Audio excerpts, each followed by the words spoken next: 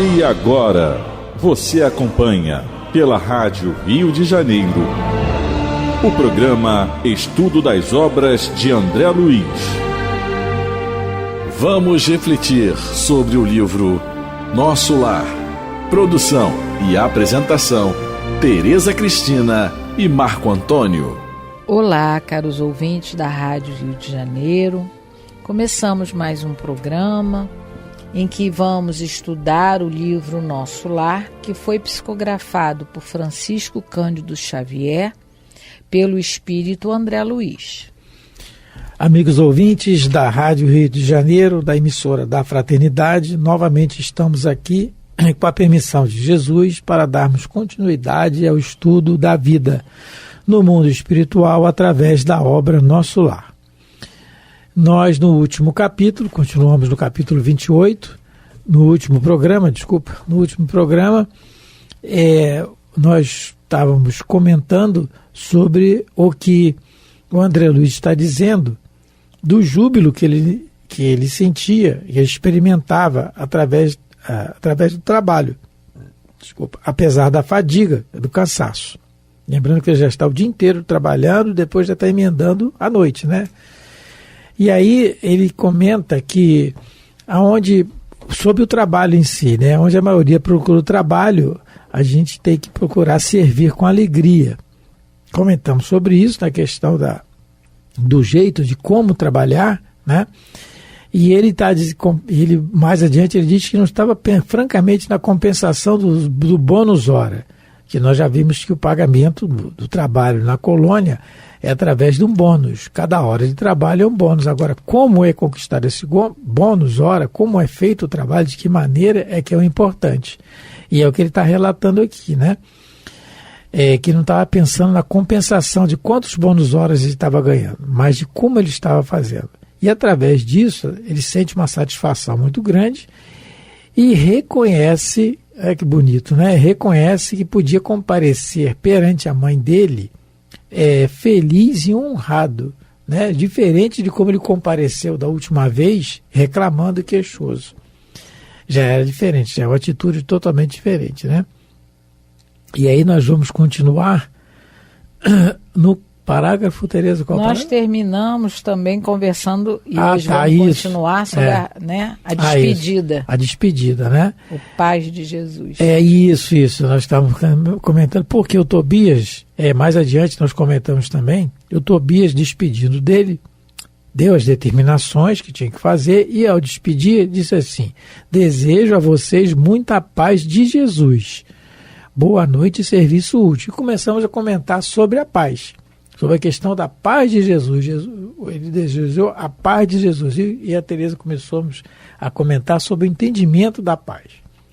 E nós aqui vamos relatar o que está escrito no livro Caminho, Verdade e Vida, ditado pelo Espírito Emmanuel, na psicografia de Francisco Cândido Xavier, do capítulo 104, A Espada Simbólica, em que o Emmanuel vai comentar o trecho do Evangelho de Mateus, no seu capítulo 10, em que Jesus diz que não cuideis que vim trazer a paz à terra. Não vim trazer a paz, mas a espada. E aí, lendo só a questão do trecho, a gente fica confundido. Mas o príncipe da paz veio trazer a espada, não veio trazer a paz? E desejou a paz várias vezes. Mas o entendimento do Evangelho é a letra que vivifica, que Paulo de Tarso fala. A letra, o espírito da letra, né, que vivifica. Que a letra em si, ela é morta, como diz Paulo. E aí o Emmanuel, comentando esse trecho, ele diz, lá no determinado capítulo da frase, ele diz assim, do texto, aliás, ele diz assim: o mestre veio instalar o combate da redenção sobre a terra. Então, é o combate, sim, mas da redenção sobre a terra. Desde o seu ensinamento primeiro, foi formada a frente da batalha sem sangue, destinada à iluminação do caminho humano. E ele mesmo foi o primeiro a inaugurar o testemunho pelos sacrifícios supremos. E aí ele continua: há quase 20 séculos vive a Terra sobre esses impulsos renovadores. Buscar a mentirosa paz da ociosidade é desviar-se da luz, fugindo à vida e precipitando a morte. No entanto, Jesus é também chamado o príncipe da paz. Na verdade, o Cristo trouxe ao mundo a espada renovadora da guerra contra o mal. Olha o raciocínio já do que ele fala da espada. A espada renovadora da guerra, sim, contra o mal, constituindo em si mesmo a divina fonte de repouso aos corações que se unem ao seu amor. É que Jesus começou o combate de salvação para a humanidade, representando ao mesmo tempo o sustentáculo da paz sublime para todos os homens bons e sinceros. Então, sim, ele veio estabelecer assim a espada do combate, mas o combate à inferioridade, o combate à preguiça, o combate ao egoísmo, né? Nosso, interno. Porque não, né? É combater a preguiça Isso, do exatamente. outro, Então, não é combater a maldade ele do usando outro. a expressão da época, ele diz, eu vim trazer a espada. Por que a gente usa uma espada? Para guerrear. Mas não ele a paz para dos guerrear homens. a paz, a guerrear as nossas imperfeições íntimas, que se resumem todas no egoísmo. Então é isso que ele veio combater. Vim combater, sim. Eu sou o príncipe da paz, mas eu vim combater. E aí a gente tira, muitas vezes, esses trechos raciocinando com o nosso interesse pessoal. Como nós fizemos, por exemplo, lembrando sempre, as cruzadas. Usando a paz sangrenta. Usando a espada sangrenta, o que é diferente. E com a desculpa de libertar um túmulo que já não tinha ninguém lá. Na verdade, em busca de ouro e de tesouros do Oriente, usando o nome do príncipe da paz para matar. Isso nós fizemos. Então é preciso, é necessário, por isso que nós raciocinemos sempre corretamente. Por isso a necessidade do estudo, e não só da leitura em si, é da meditação. Como diz Alcione no livro Renúncia, o Evangelho é um vasto caminho ascensional. Um trecho do Evangelho é raciocínio para muito tempo. É estudo para muito tempo, para nós raciocinarmos e melhorarmos internamente a nossa vida. Perguntavam ao Chico, às vezes, quando o encontravam, qual é a novidade do mundo espiritual, Chico? Aí ele, meu filho, a novidade é o Evangelho de Nosso Senhor Jesus Cristo. Por que é novidade? Porque como a gente ainda não pratica nada, a maioria de nós não conseguimos ainda praticar o básico, que é amar a Deus sobre todas as coisas, então é uma novidade. A gente precisa estudá-lo, precisa meditar. Essa questão da paz, a mim me toca muito, porque eu entrei uma vez num Uber e eu falei pro moço, né? Eu falei, muita saúde pro senhor, muita paz. Ele virou para mim e falou, não, a paz vem primeiro, eu não me esqueço disso.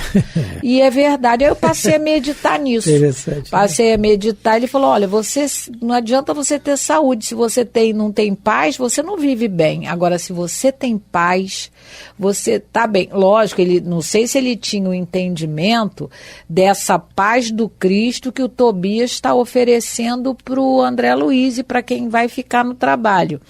Mas mesmo sendo, né, ele devia estar se referindo à tranquilidade, à consciência tranquila, mas a gente entende que a paz do Cristo ela é mais abrangente, porque a paz do Cristo é a paz de quem trabalha e confia em Deus. Quer dizer, confia em Deus e trabalha e não tem medo dos desafios. E Tereza, passa alegria, né? Também, porque o André Luiz fala que experimentava júbilo.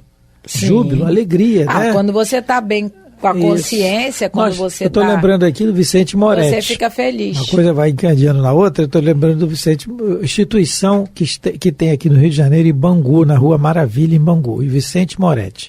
Ela abriga irmãos nossos lá em situações realmente precárias no sentido de movimento, eles não conseguem andar, muitos não falam, né?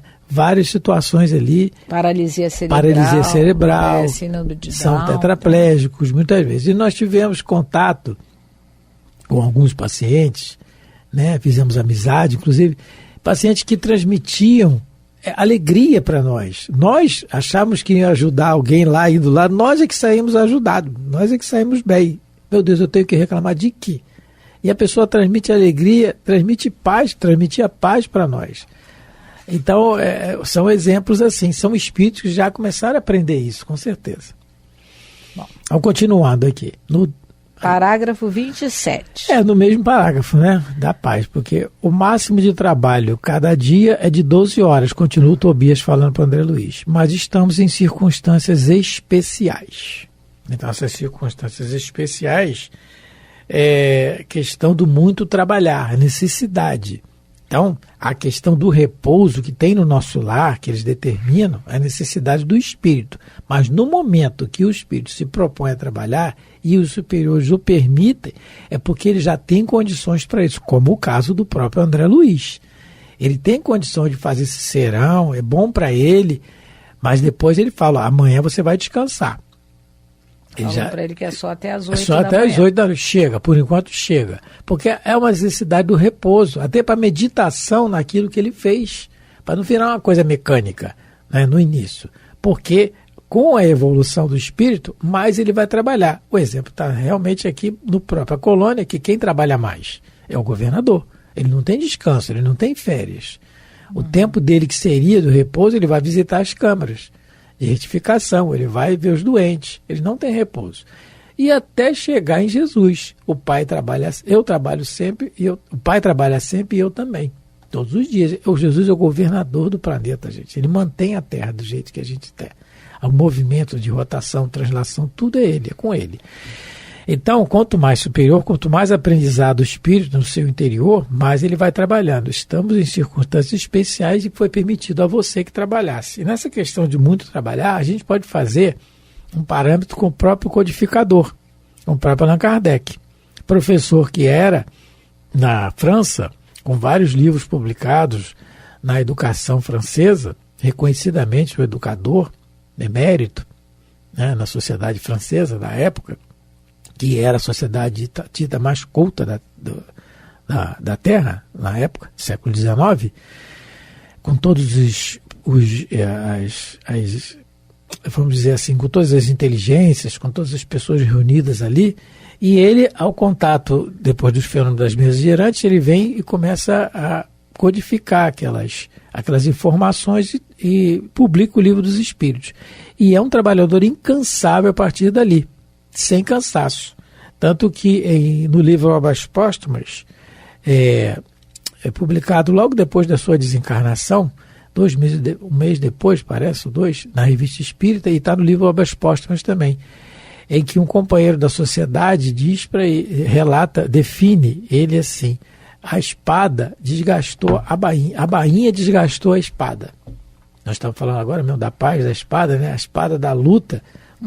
A luta que ele teve, com certeza, a gente nem imagina a luta que esse homem teve para poder suportar todas aquelas injúrias, difamações e perseguições que ele teve para poder deixar na sociedade, para nós, esse tesouro que é o Espiritismo. Então, ele incansavelmente desencarna de aneurisma cerebral em 1869, no excesso do seu trabalho no bem.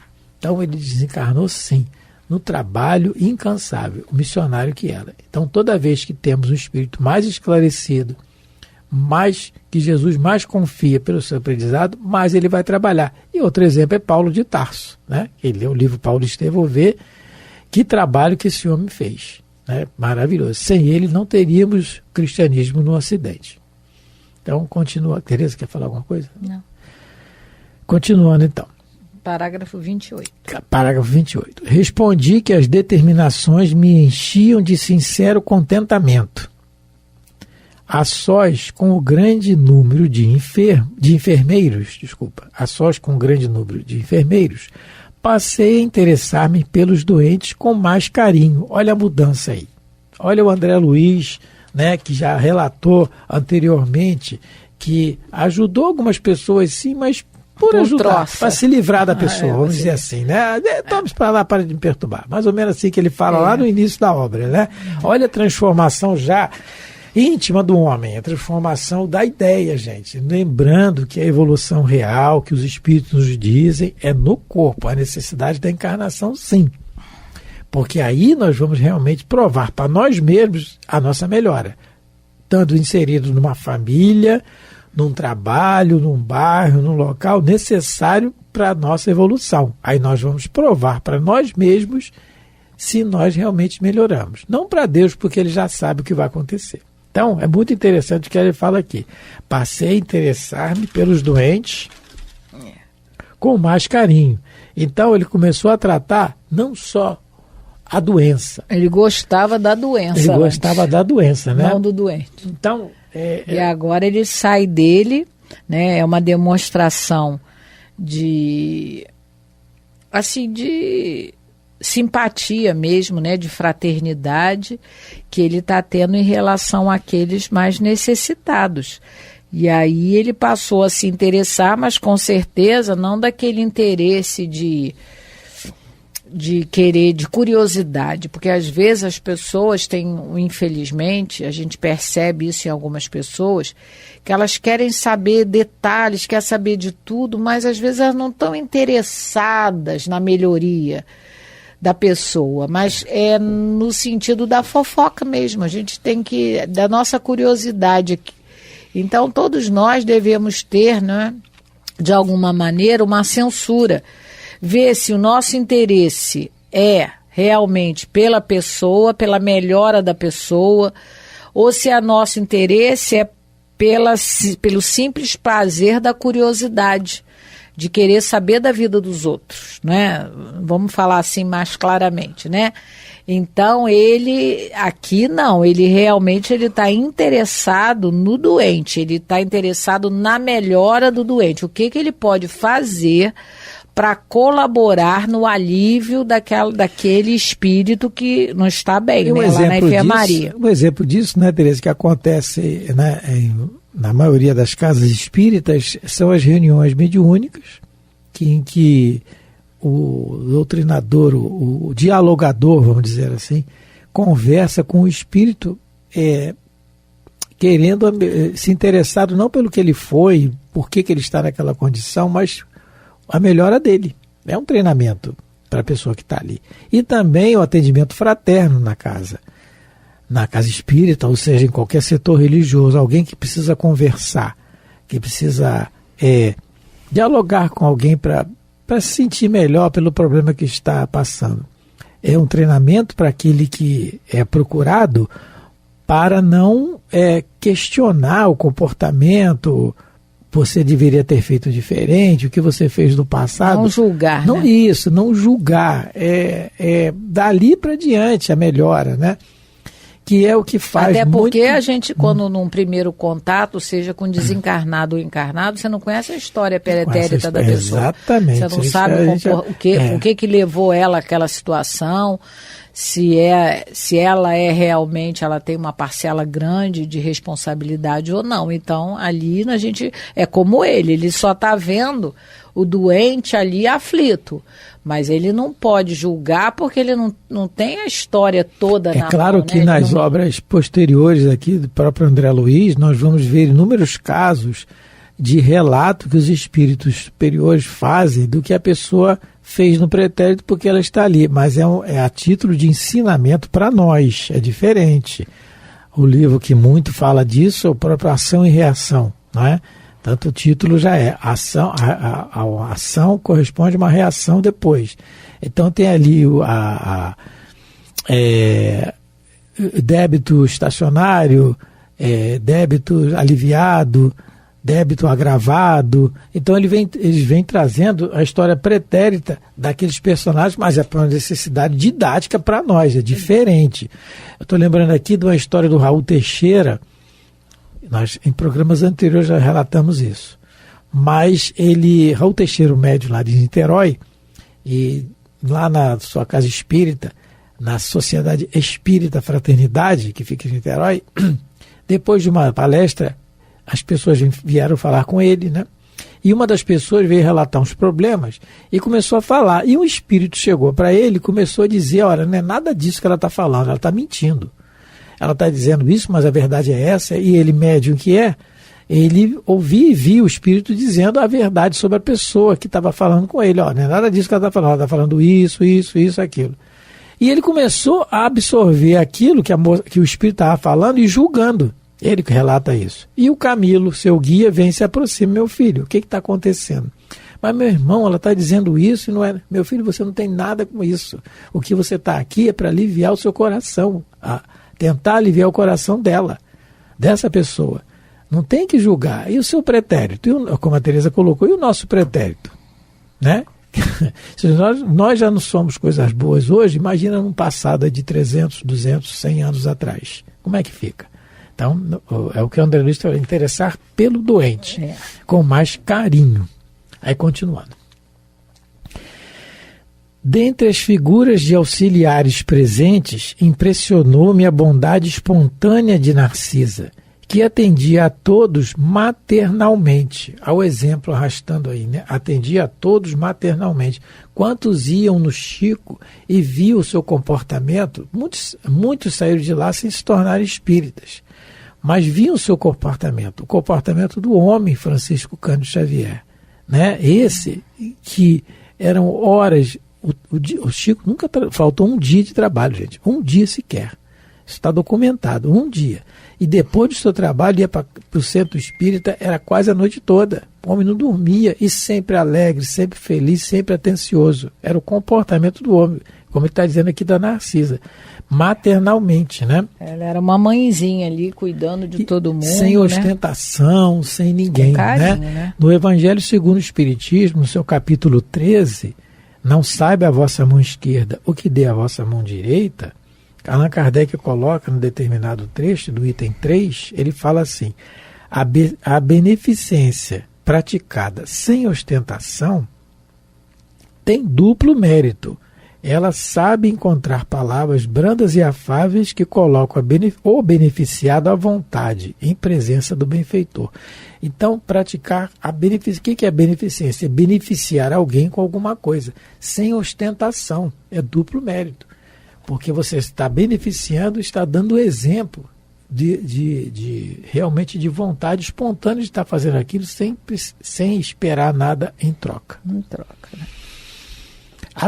Aí olha só o exemplo, né? Atraído pela sua generosidade, busquei aproximar-me com interesse. Atraído. Então, ela contagiou, né? Isso.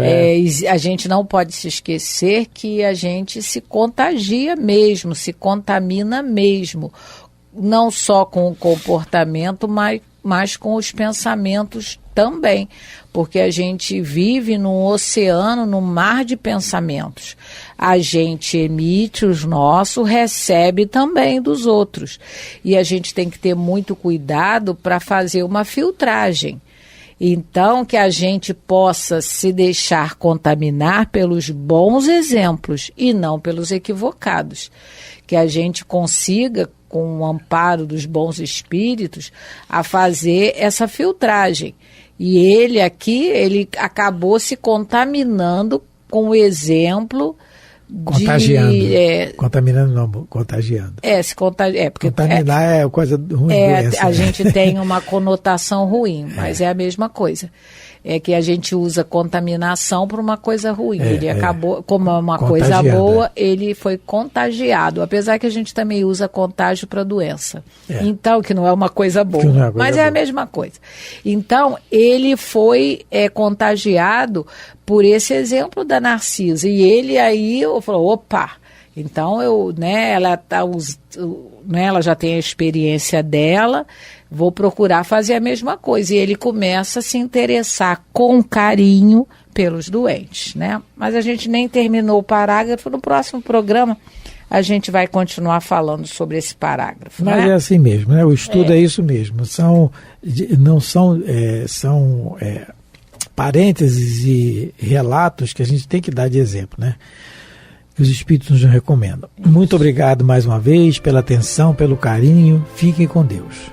Muita paz de Cristo, de Jesus, a todos. Fiquem com Deus. Que Deus abençoe vossos lares e vossas famílias. A Rádio Rio de Janeiro apresentou o programa Estudo das Obras de André Luiz. Produção e apresentação, Tereza Cristina e Marco Antônio.